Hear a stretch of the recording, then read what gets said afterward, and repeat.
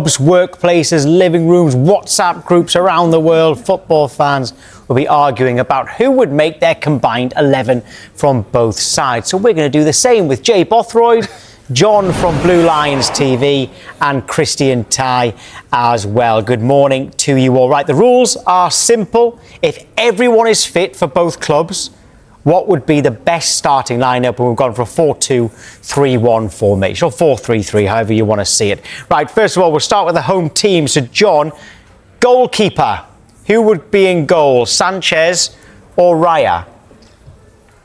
It's a hard one. You know, I need to give a lot of credit to Robert Sanchez for really stepping up in 2025. I know everyone's laughing, but Jay is laughing. No one's Jay giving is him enough laughing at credit you for the improvements. I know I'm getting ganged up on today. I was ready for this. So I'm neutral. I'm neutral. I'll help you out, John. I'll help you out. Okay. Might not be able to help you on this particular position because Raya is so good, I must add. But I need you to be objective. You're not being objective right now. Just be honest. It's Raya. There's no questions asked. No, for sure. I was going to begrudgingly get to that. Obviously, Raya would be my number one. But I need to also give a shout out to Robert Sanchez for really stepping up like crazy this year, to the point where the fan base just has confidence with him between the sticks right now. And I think that tells you everything you need to know about the guys. Maybe next season it might be a bit closer, but at the moment, Raya, then go for me. Right, OK, so you have gone for Raya. Christian, I'm not going to ask you because I know the answer to that one anyway. We'll go to fullbacks then. We'll start with you on fullbacks. And the right back, I think, is a more difficult one. All right, are you having your man Timber or are you having Reece James? This is tough. I can't lie. Even as an Arsenal fan, I love Timber. For me, Timber is my favourite Arsenal player. I think he's our most consistent player. I think he's the definition of world class. But then Reece James is also the definition of world class. And there's an argument that Reece James has been doing it in the Premier League for longer. So look, as an Arsenal fan, I can understand my argument. I can understand a Chelsea fan's argument for Reece James. For this season, I would go for Jurriën Timber. I just think what he's been doing consistently at right back, week in, week out. You know, Reece James has played in the middle a lot. He's played in midfield a lot for Chelsea this season. He hasn't just been at right back. I feel like consistently this season, it is Jurriën Timber. Also, just thinking a little bit ahead, the left-back spot, I think a lot of Chelsea fans will argue for them as well. Arsenal have the best defence in the league. There's no way 2 out of 4 Chelsea defenders can get in this team. So either the right-back has to give or the left-back has to give. So which one are you giving? Which one are you giving? So you're putting Timber right and Cucurella left? I probably would go for that. I rate Cucurella. I think there's a strong argument for Calafiori at left back as well, but Cucurella is a very good player. So I would go Timber and I'd go Cucurella left back. Do you accept that, John, or do you want to argue it? I can't accept that. I mean, it has to be Cucurella and Reece James. I mean, they're the best fullbacks in the league, without a doubt. And the fact that they can easily Arsenal have the best defence in the league and one of the best defences in Europe. Like 50% of this defence can't be Chelsea. It just doesn't make sense. And a whole unit. But we have to look at the individual basis. And obviously, Reece James has been the premium right back in this country for the last few years right now. Cucurella just wrapped up your mouth. Jay, hold on. Reece James ain't even played regularly for the last few years. So how can you put him there? He's been injured for pretty much 2 years. Now we can't be doing this today, bro. I'm sorry. He's been injured for pretty much 2 years right now, and it's the quality he's always. But you just said just now, for the last few years, he's been the best right back in the league. He's not even played. How can he be the best? The best in terms of pure quality and output. All-round completeness. You can't be the best if you don't play. The best ability is availability. How many wingers have ever got past Reece James in this league? I can even remember straight off the dome. You've got to play though. And he's played enough for me to confidently put him in this team. It has to be Cucurella, Reece James. Okay, so at the moment, a question mark at right back there, but it sounds like you're all happy enough with Cucurella at left back. We've already got Raya in goal. Can we gloss over centre backs? Is it Saliba and Gabriel? Is that, you can just nod your head, John? Is that fair enough? And Jay, I think you'll agree with 100%. that. With the 6 and the 8 position, do we go Caicedo and Rice and go straight to number 10, or has anybody got anything to add to that? No, I think that's simple enough. Right, okay, so right, we're motoring now because number 10 is a little bit is a little bit harder. I don't think it is. So this is if everyone's fit, right? Okay. This is everyone's at the top of their game. Yeah, so you can have Odegaard, you can have Cole Palmer. Jay, I'll ask you that one first then. Okay, it's Cole Palmer. Yeah, go on. Without doubt, it's Cole Palmer. And that's taken into consideration that, Odegaard's at the top of his game as well. I just don't think there are many better number 10s in the Premier League at the moment than Cole Palmer when he's fully fit. Yeah, I probably have to agree. I think Odegaard's at the top of his game. Martin Odegaard is a top quality player, but we haven't seen that in such a long time. And yeah, Cole Palmer, come on, top player, world class player. It's hard to argue, but I love Martin as Odegaard. well. Like, let's give Cole Palmer credit as well. Like, his ceiling is a lot higher than Odegaard's ceiling. I think generally, if we was to go ahead in the future now, I reckon Cole Palmer at the very least will still get 10 goals in the league every season. Yeah. Well, a couple of years ago, Odegaard scored 15 in the league, and obviously he's had injuries since then. That's one season. Look, I'm happy. Yeah, but I'm happy to put Cole Palmer in this team. But come on, let's not talk like Odegaard isn't on his day a world class player. Well, he's not a world class player. Eze's playing there at the minute. On his day, he is. He's not. You don't think he is? No, I mean, what's your definition of world class? If your definition of world class is the same as mine, which is 2 players in every position, he is not world class. I think we throw world class around too easy. I have to be honest. He's a top player, but world class. I think there's only 2. Okay, so in his position, in his position, I'll give him that. I think Odegaard's world class. Yeah. What's your definition of world class? Yeah. Oh well, I mean, most goals in the Premier League season. Most non-penalty goals from a midfielder in a Premier League season. What, once? 22, 23. What do you mean? It doesn't matter once, but we're talking about peak of his game. The best he's ever been. So what about Foden then? World class means one of the best in the world in his position. What about Foden? Foden's better than Foden's probably Odegaard. up there as well. I don't know about better. How many world class players you got? How many world class players is there in the world? There's not a limit. Of course there is. Exactly. This is what I'm saying. This gets thrown around way too... Anyway, we're going off subject here. Okay. Carry on. Fair enough. They've put Palmer in the 10. All right. So at the moment, the only contention so far is the right back, it would appear. However, when it comes to wingers and striker, that might be different. So if you go right wing for Arsenal, you've got Saka for right wing. Who would normally play right wing for you, John, for Chelsea? We kind of rotate quite a lot. So we've seen Neto, we've seen Esteval, we've seen a few of them. But if I was to answer who I would want to see in this combined 11, it can only be Saka and Esteval for me. I don't care if Esteval's on the left. I think the combined 11 needs to have both of them. I think Esteval is that good.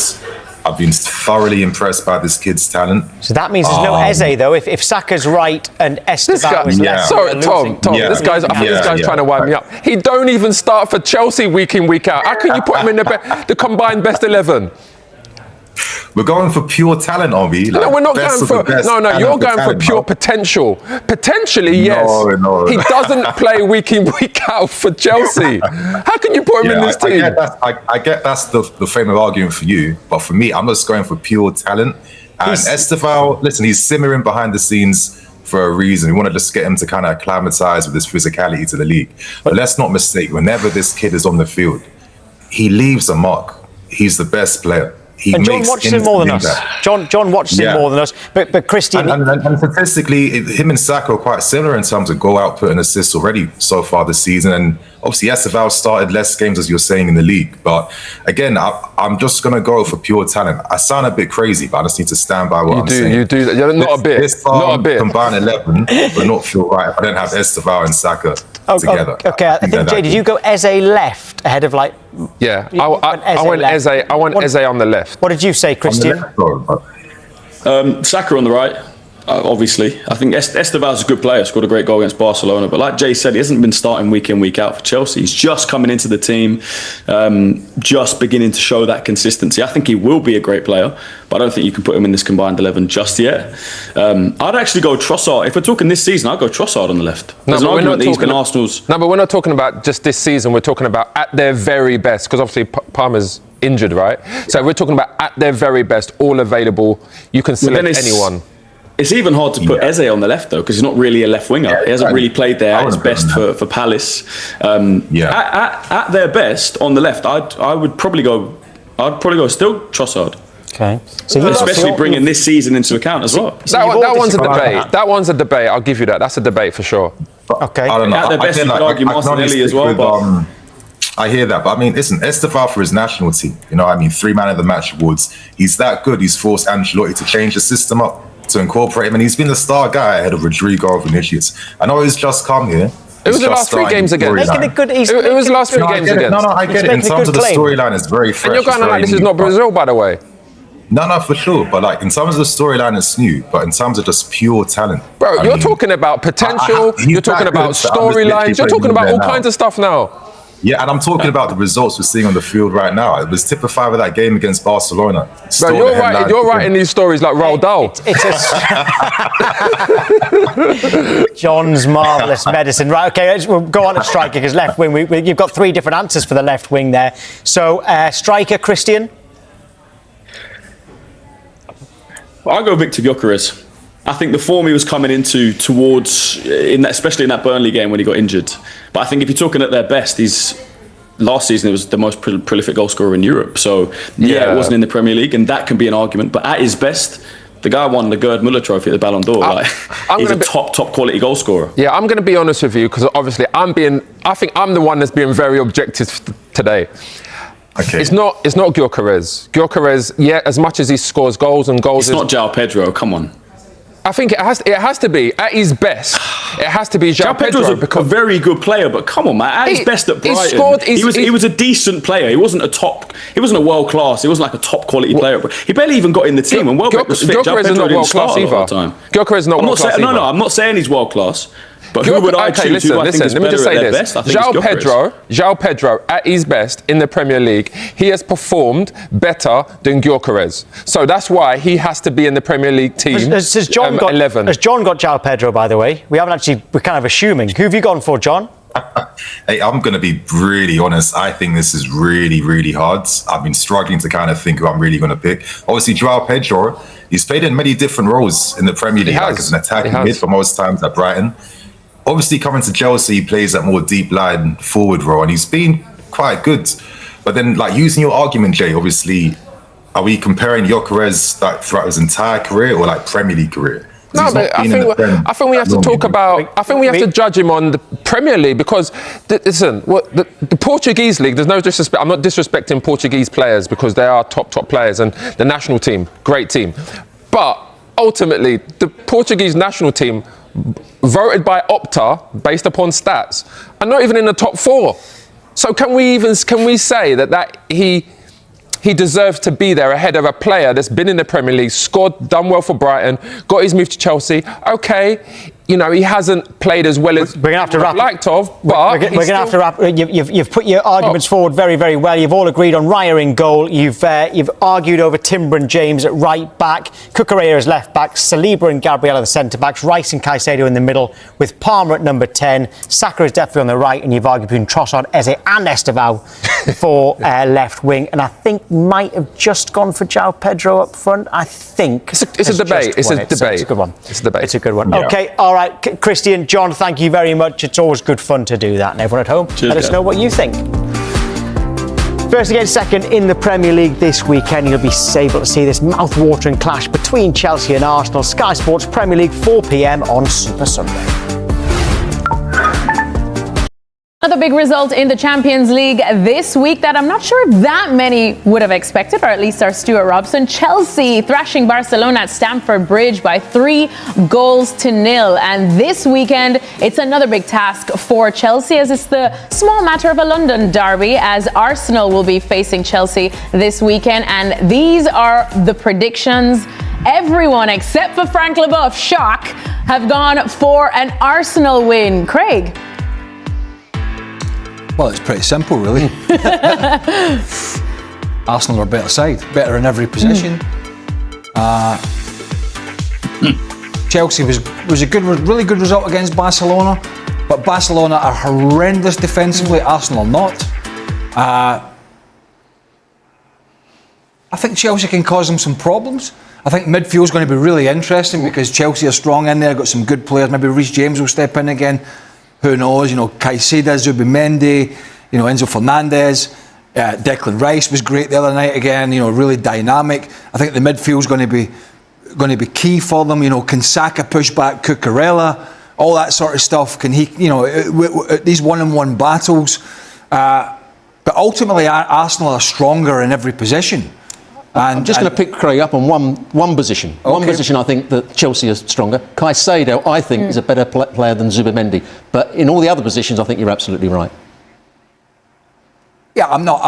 I meant. No. I wasn't talking about individuals. Yeah. All around the team. Yeah. I was talking about, I take Arsenal's midfield, take Arsenal's back four, take the front line. But I think Caicedo's a different player to Zubimendi. I think Zubimendi's a little bit more under the radar. Caicedo's more physical about the way he goes about it, breaks the game up a little bit more. Maybe Zubimendi a little tidier on the ball. Yeah, but you're right. I mean, it's. And Frank just shouted out Cucurella, I could hear in the background, better than maybe Calafiori or Lewis, certainly better than Lewis Skelly at the moment. I like Calafiori. Yeah, it took me too.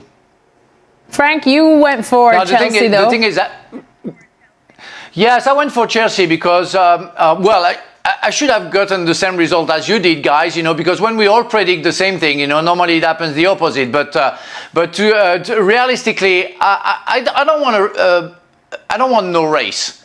I want Arsenal to have trouble. I want to enjoy the Premier League. I don't want to see that being too easy. And Chelsea deserves some credit. And you don't win randomly against Barcelona. Even if Barcelona doesn't do well, yes, it's going to be different with Arsenal, but you don't win like that and keep on winning like that with against some of the teams without getting some credits. And you never know. It's going to be at Stamford Bridge. It's going to be a great atmosphere. Arsenal, they can struggle with players like Estevao and Neto, very fast, small players, and very skillful. You can have a surprise. And I want to believe that my former blue team can do something who makes a race interesting.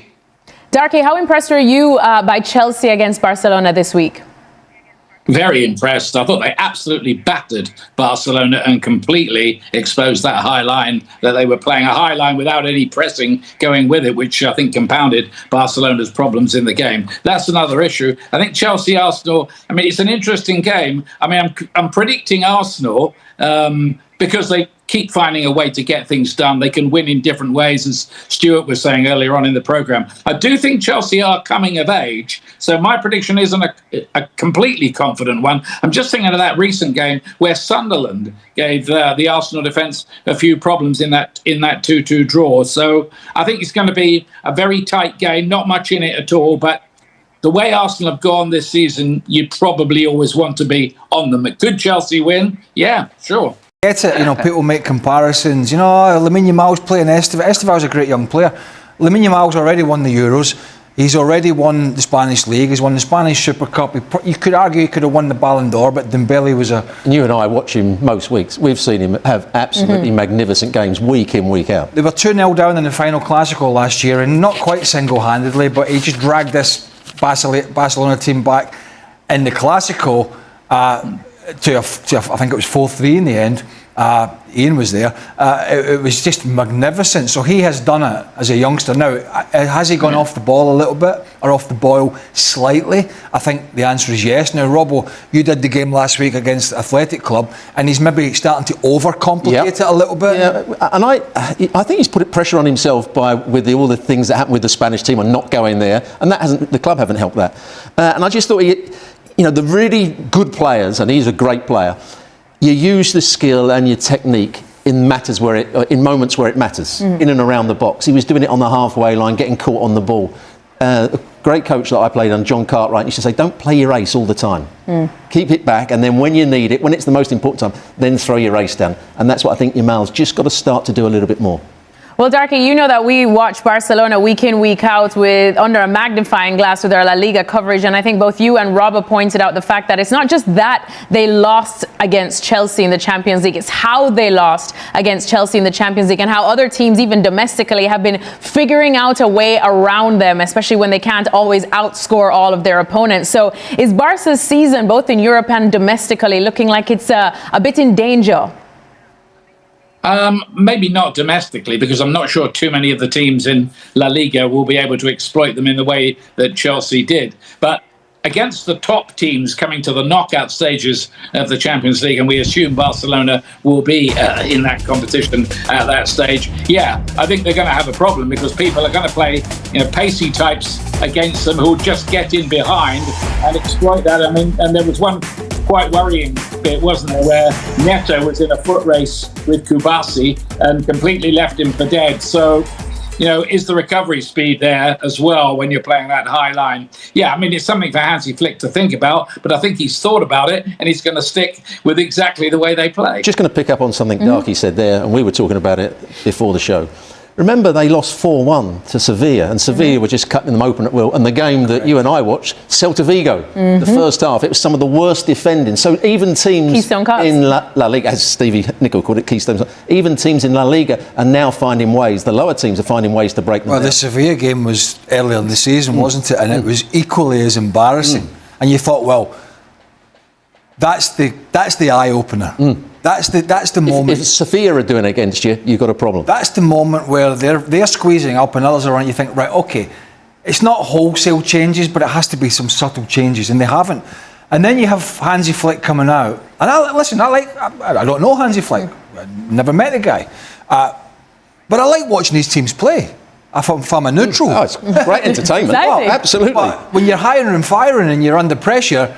And you always are in Spain, as you are in most countries, particularly when you're at the big clubs, then you got to get the results. And the fact that he came off the international break and said, if we play, this would worry me. If we play like how we played against Celta Vigo, we'll be fine the rest of the season. No. Yes, you scored goals against Celta Vigo, but you were horrendous at the back. Absolutely horrendous. Now, the one saving grace that they've got is Real Madrid are equally as poor, it seems, and have their own issues, which I won't really get into. So there's nobody there's not like an Arsenal at the moment, or like normally you get in France, PSG, who are off and running. I know it's a little bit tighter in France this year with Marseille and one or two others, but there's nobody out there just putting 7, 8, 9, 10 wins on the spin. That would really crank the pressure on, so they have that to be thankful for. But if he doesn't sort this defence out, A, I don't think he'll win La Liga, and B, they've not got a cat and house chance of winning the Champions. And just remember, you can watch every La Liga game on ESPN+. On ESPN+. And it's so bad, these two teams. You can't, no, it's so bad. But they make things entertaining at least, right? It's great entertainment, yeah. It's great entertainment, indeed. We shouldn't sit here and say they're great, because you were in Elche, Darky was doing the commentary, and they were horrendous. Oh, absolutely. I mean, they were absolutely horrendous. And Barcelona, but it makes for great entertainment at the moment. Well, for the neutral. For the neutral. It was a really good. It was a really good game that day down in Alicante, and Elche played some great stuff. As you guys know, you were there. Arguably should have won the game, but yeah, the fact that they have their deficiencies are something worth. Oh, of course, absolutely. We would not be doing our job if we just buried it under the carpet. We said, yeah, Real Madrid and Barca, they're great as sinks and sliced bread. No, they're not. But the other point is what we were talking about earlier is come February, March, April. It doesn't look like it at the moment, but they may have figured something better out and be in a much better position. Akin to what we're talking about. Or we could be ending up with Hansi Flick gone and so Xabi Alonso gone at some point if they don't get results in the Champions League and don't get results in the. And Arne Slot gone. I mean, yeah, it could be. Who's going to be around? Alonso to Liverpool. Alonso to Liverpool. I tell you what, Darky. Or Hansi Flick to Liverpool. What Stuart forgot to mention is, in his big promo for ESPN Plus, all 380 games in La Liga are on ESPN. And half of them commentated by Ian Dark. So, there we go. I mean, come for Ian Dark, stay for the football and the entertainment. I mean, if I was guessing, I'd say there's contracts coming up for renewal. It looks like he's got athletic club's shirt on behind him. They're probably not going to get renewed, though. We will always. Come on, we can't have that, Darky. Come on. La Liga coverage without Darky's voice? Come on. Is that even La Liga anyways? Well, speaking of La Liga, it is back this weekend. Robert, which game are you on? I'm on Sevilla versus Real Betis. All right. 3:15 English time. And are you with Darky? No, I'm not with Darky. I'm with Rob Palmer. No. All right. Well, tune in on Darky gets Sunday. the big one. Darky gets the big one indeed. We will see exactly what happens this weekend. Barcelona going up against Alaves, and then on Sunday, Girona against Real Madrid. That's 2:30 p.m. Eastern. Let's shift focus, shall we, and talk about Arsenal, who got a big 3-1 win over Bayern Munich in the Champions League. Here's a look at the match stats, and it was quite the performance from Mikel Arteta's men, which prompted a lot of people, including us, to say that Arsenal are quite possibly the best team in Europe, if not the world right now. Well, someone else begs to differ, and as Robbo hinted at it, it was Joshua Kimmich, the Bayern Munich midfielder. This is what he had to say. No, I don't think so. I think PSG was the toughest one, especially the way they play. Arsenal is completely different. They rely on set pieces. They love to play long balls. They love to fight for second balls. It was a completely different game than PSG. It was more a football game. Well, the best teams... Sour grapes? Yeah, sour grapes. The best teams can win football games in many different ways. If they want to play football, Arsenal can play football. If they need to go long because the opposition are pressing them high up the field, they can go longer. If they want to get set plays and get them into the box with great quality, they can do that as well. So at the moment, along with PSG, who have got some outstanding footballers and play a great style of football, Arsenal are an all-round team, and they're very difficult to play against. Bayern Munich tear up the Bundesliga, and they've done it in the Champions League where they've scored goal after goal after goal. We saw the expected goals. I know you love the expected goals. 0.68 for Bayern Munich because they didn't create chances because Arsenal stopped them playing. Well, nobody said Arsenal were the best team in the world. No. We said maybe. You didn't. I didn't say maybe. I'm not getting tarred with that brush. I mean, getting carried away. I mean, they're strong at the moment, but you know. What's handed out pre-Christmas? Nothing. Absolutely. Remember, Arsenal beat PSG at this stage last year in the Emirates 2-0 and thrashed them. PSG was struggling. Yeah. And then when it really mattered, which is where Arsenal have struggled in recent years, where it has really mattered. So yeah, I mean, it's what they do after Christmas, after New Year, come March, come April and May, when it gets whether it's tight in the Premier League or not, or they're in the knockout in the Champions League. I don't know where they'll be, but they're certainly strong enough, squad-wise, to be in a very good position. Whether they will be or not remains to be seen. And at this particular point, I don't think any team would want to play Arsenal. They're the team that are in form at the moment, I would say. They are the team to beat, indeed, in the Premier League and the Champions League at the moment, I suppose. Of course, PSG as well. But Frank Leboeuf, did I hear a chuckle from you there when I was reading the quote from Joshua Kimmich? Yeah, especially the last sentence, referring about the game that he played against Paris Saint-Germain. He said it was more a football game. What the hell that means? That means that Stuart, Craig, and myself, we didn't play football because we didn't play the tiki-taka. Like Bayern Munich yesterday, passing 465 passes and doing not having chances to score, or almost not chances to score. I mean, Arsenal adjust. It's football right now with the opponent that they have, and they're doing great. And that you have to refer that as a great team. Yeah, I'm with Craig, and you have to not be carried away because of what Arsenal is doing right now. Because we all know that that's going to be after winter that we're going to see what Arsenal really worth. But right now, I found Bayern Munich very impressive. When I saw the game in Paris Saint-Germain, I was at the Parc des Princes. That was the most impressive team so far. But seeing Arsenal being capable of dealing with Bayern Munich and winning 3-1, well, you cannot say that it's not, well, maybe it's not the best team. It's one of the best teams, for sure. Darky, what say you? Best team? No, not yet. You can't say that. I agree with Craig. There's no silverware handed out in late November. What they've proved is they're a very, very strong team at the moment. They may deliver silverware, but for me, Paris Saint-Germain were brilliant winners of the Champions League last season. Until anybody proves otherwise in the later stages of this competition, Paris Saint-Germain, I think, still deserve that accolade if you're having that argument. But Arsenal are good. All right, well, let's... And should be. With the amount of players they've got, the squad they've got. Liverpool, when we were talking elongated about Liverpool, nobody's going to be feeling sorry for the fact that they spent all that money and they're struggling. That's the same for Man City when Man City were beefing up their squad, and when they had injuries, nobody cared. You got a big squad, deal with it. Arsenal are the same. You know, Gabriel's out. How's that going to affect them? I don't know. Who cares? Crocodile tears. You know, you have to handle it. And they've brought in players that have been able to do that and should be able to do it. Now, they're not the best team in England or Europe until the end of the season, and we know that. At the moment, they're one of the informed teams, but there's a big difference. Big difference to being an informed team and a successful team at the end of the season. And until that all comes out in the wash, I think we should be a little bit guarded about how we talk about some of these teams, because historically, some of these other sides have done a better job at the business end of the season of getting results at the best times. You look at Man City, you look at how difficult it was for them to win the Champions League. They should have won it. Could easily have won it. They should have probably won it, put themselves in good positions on 3 or 4 occasions before they did win it, but they crumbled, and either the manager got it wrong, or teams outfoxed them or out-defended them, or whatever it was.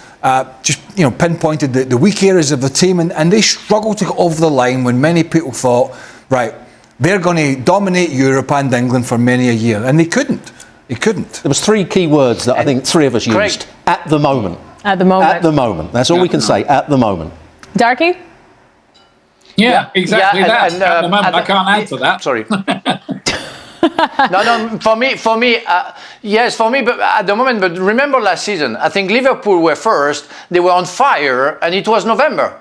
And they won the Premier League because they managed to deal with that, and because the other team couldn't react. But they lost in the Champions League, they lost in the FA Cup, they lost in the League Cup, where everybody saw them winning winning everything, and it didn't happen. So again, let's not be carried away by what Arsenal is doing. They are at the moment very good, but we'll see at the end of the season. Darky, you wanted to chime in? No, I was just going to say, I'm thinking we're all asked, aren't we, at the beginning of every season to make predictions. Predictions make fools of you. I think one of the great things about this game is it's impossible to predict it. Among us, anyway. Mikel Arteta has made it clear that Arsenal will need to unleash their complete player against Bayern Munich. The Gunners host the German champions at the Emirates Stadium on Wednesday, and one man in particular could be decisive. Ebereki Eze, described as a very complete player by teammate Mikel Merino, is emerging as one of Arsenal's most dangerous weapons ahead of their Champions League clash with Bayern.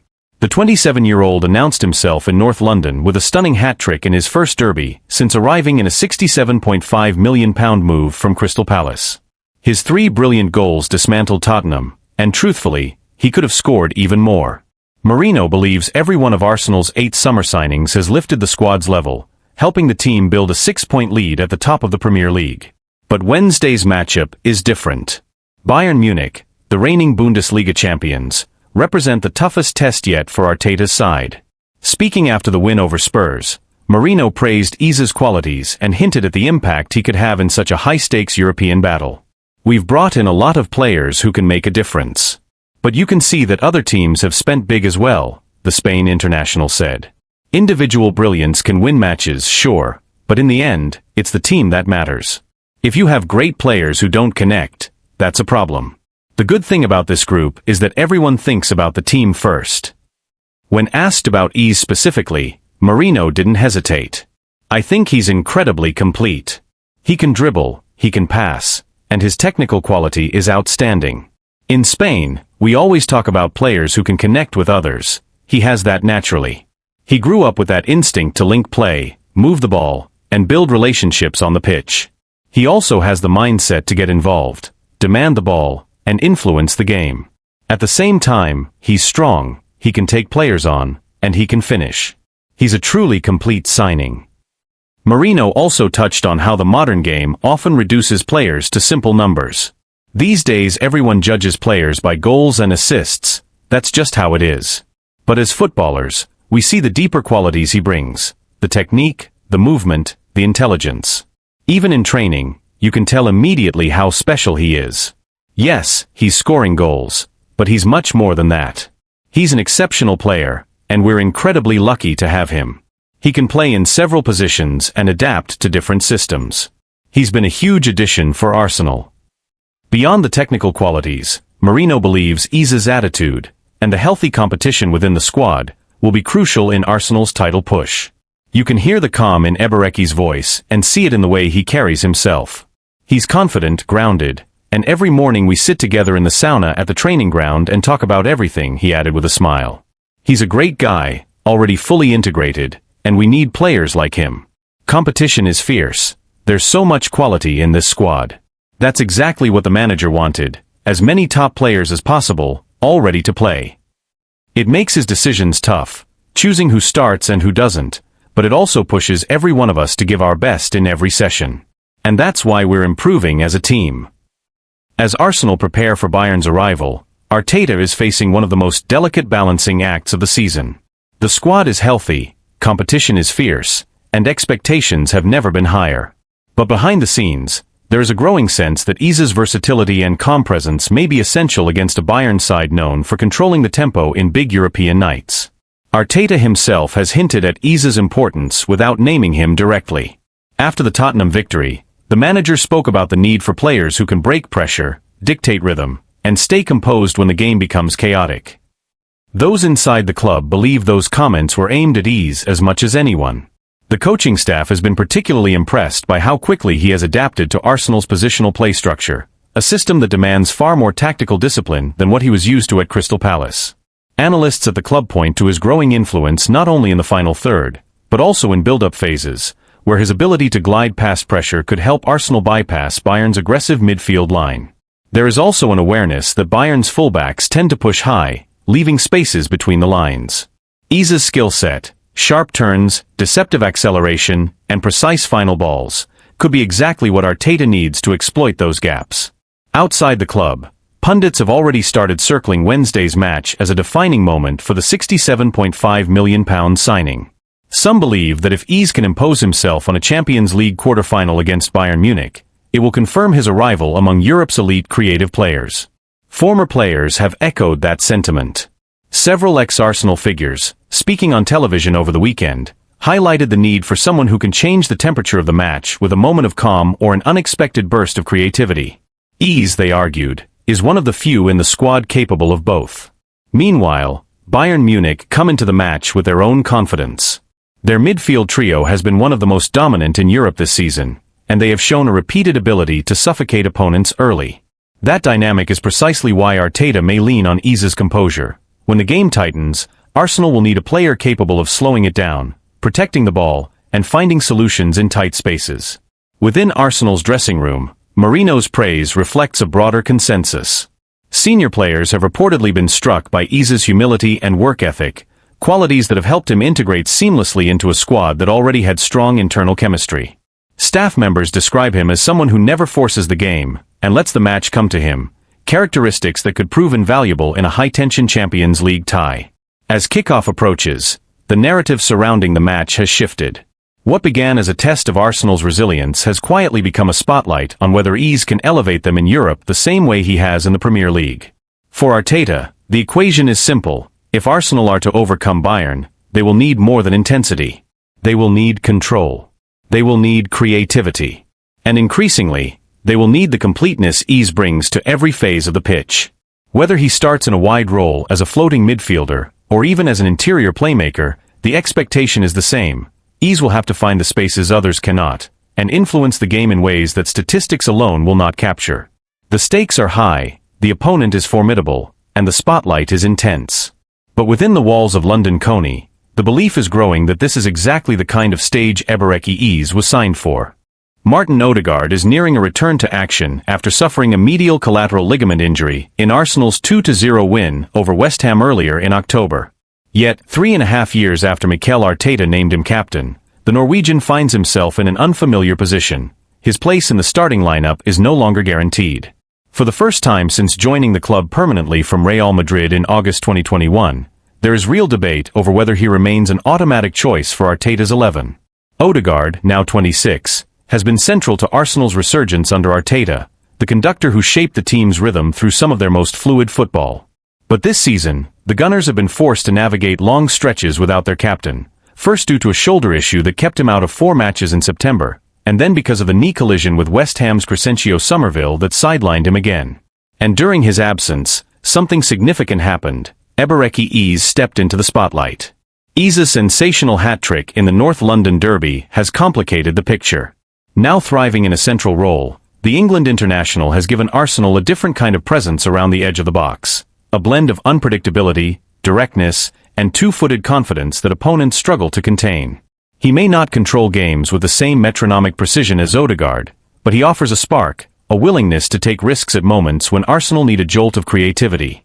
After such a standout performance against Tottenham, it feels almost impossible to imagine Arteta leaving Eze out. The manager has always had a soft spot for players riding a wave of confidence, and Eze is currently surfing at full height. There was a similar situation back in September, when Mikel Merino was handed a start against Manchester City after scoring 4 times in 2 games for Spain, including a hat-trick against Turkey. Arteta doesn't hesitate to reward form. Eze has carried that form onto the international stage as well, recently scoring a stunning goal for England in a 2-0 win over Serbia in the World Cup qualifiers at Wembley. Though he can play on the left, it has always been clear that Arteta brought him to the Emirates to operate in midfield. And with Declan Rice and Martin Zubimendi near untouchable in the double pivot, the odds of Eze and Odegaard consistently starting together seem slim. That leaves Odegaard in an unfamiliar position. He needs minutes to rebuild sharpness, yet Arsenal's medical team won't rush him. The plan is likely to ease him back through short substitute appearances before restoring him to larger roles.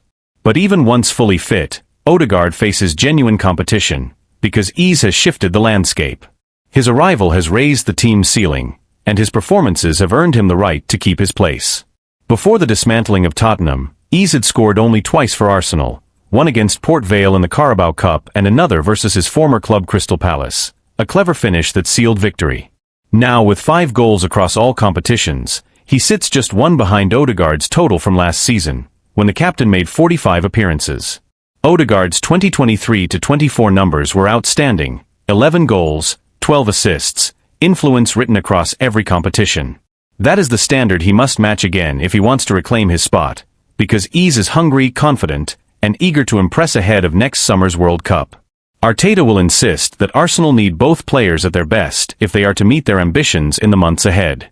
And with Kai Havertz also working his way back to full fitness, potentially slotting into midfield behind marquee striker Victor Gyökeres, the battle for places has never been fiercer at the Emirates. For Odegaard, the message is clear: he must rise to the challenge. His leadership and quality remain unquestioned, but he can no longer rely on reputation alone. If he embraces the competition and fights his way back into the side, his return could push Arsenal to even greater heights. And if the team has already reached this level without several key figures, the potential for what comes next may be even greater. Inside the club, staff members are quietly acknowledging that Arsenal are entering a new phase, one where no player, not even the captain, is immune to tactical evolution. Arteta has spent the past 2 seasons building a squad capable of sustaining pressure across multiple competitions, and the emergence of Eze is a sign that the manager's long-term planning is beginning to bear fruit. Depth is no longer a luxury, it is a necessity. But with depth comes difficult decisions. Arteta has always valued balance in midfield, and the contrasting profiles of Odegaard and Eze force him to reconsider what type of midfield best suits the team's ambitions in Europe and the Premier League. The technical control and spatial awareness that Odegaard brings have defined Arsenal's identity under Arteta. Conversely, Eze's dynamism, physical presence, and unpredictable touches give Arsenal a new dimension, especially against teams that sit deep or defend aggressively in central areas. This internal shift has also caught the attention of analysts and former players. Several pundits have begun to question whether the captaincy should guarantee a place in the lineup, especially at a club with ambitions of challenging for the Champions League. Others argue that Odegaard's leadership is too valuable to sideline, pointing to the standards he sets in training and his influence over younger players. Those debates are already spilling into the media, and they will only intensify as the season progresses. There is also the tactical question of whether Arteta might eventually experiment with a system that accommodates both Eze and Odegaard, something he briefly attempted earlier in the season during the win over West Ham. But with Rice and Zubimendi forming an almost impenetrable midfield pairing, any reshuffle risks destabilizing the defensive structure that has made Arsenal one of the most resilient teams in the league. The manager has hinted that he is open to adjustments, but only if they enhance the team's overall cohesion. For Odegaard himself, The challenge is as much psychological as it is physical. He has worked hard to cultivate an image of calm authority, a leader who raises the level of those around him through clarity and consistency. Now he must show that he can adapt, compete, and respond to adversity. His teammates still speak of him with admiration, describing him as one of the most studious and detail-oriented players at London Coney. They believe that once he regains full rhythm, he will naturally reassert his influence. Yet even they acknowledge that the landscape has shifted. One senior player privately remarked that, "The team is different now, ease has changed what we can do in the final third." That sentiment reflects not a lack of faith in Odegaard, but an understanding that Arsenal have evolved while he has been sidelined. For Arteta, the ideal scenario is straightforward: a fully fit Odegaard competing with a fully confident ease, creating a level of internal competition that lifts the entire squad. The manager often speaks about the need for healthy tension among his players, pressure that keeps standards high without fracturing unity. The arrival of Victor Gyökeres, combined with the recovery of Havertz, only amplifies that dynamic. Arsenal's season will almost certainly hinge on these midfield decisions. With Champions League knockout matches approaching and the Premier League title race tightening, Arteta must decide not only who starts, but what kind of identity he wants his team to carry into the defining months of the campaign. The next few weeks will reveal whether Odegaard's return sparks a resurgence or a battle for relevance. If he manages to reclaim his place, it could serve as a reminder of why Arteta trusted him with the armband in the first place. If he struggles, it will underline how rapidly Arsenal are progressing, and how little room there is for sentiment at the highest level. Either way, the captain's response will shape not just his future, but the trajectory of a team that believes it is on the brink of something significant.